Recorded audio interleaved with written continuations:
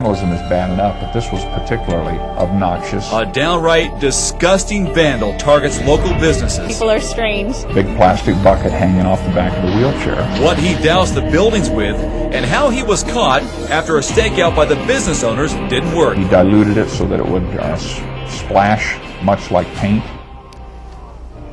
You hear about vandals targeting businesses with spray paint or physically damaging property. For at least a year, a half-dozen Dishman area businesses fell victim to a different kind of vandal. KXLY4's Tania Dall joins us live off of Far between Appleway and Sprague in Spokane Valley. And Tania, what was this vandal doing?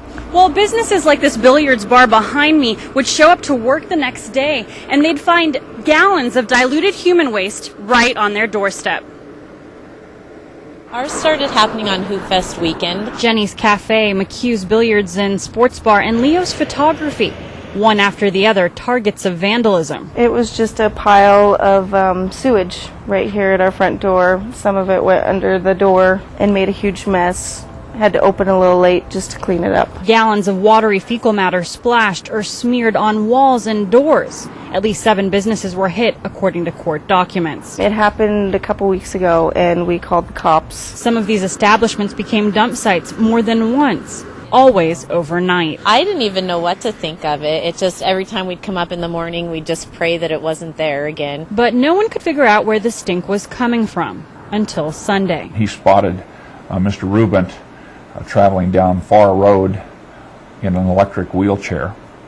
Big plastic bucket hanging off the back of the wheelchair. 53-year-old John Rubin, who lives just blocks away at this apartment complex, was caught carrying a 5-gallon bucket with fecal matter inside. I couldn't even imagine why anybody would do it. I honestly didn't think it was someone carrying a bucket to do it. I thought it had to have been an RV dumping their sewage tank. Rubin confessed, was arrested, and released on bond. He expressed anger over the fact that he was now partially paralyzed, and that was at least part of the reason why he was doing what he was doing. Leo's Photography hit 7 times, thinks this is Rubin casing the building on surveillance video. Just not a fun thing.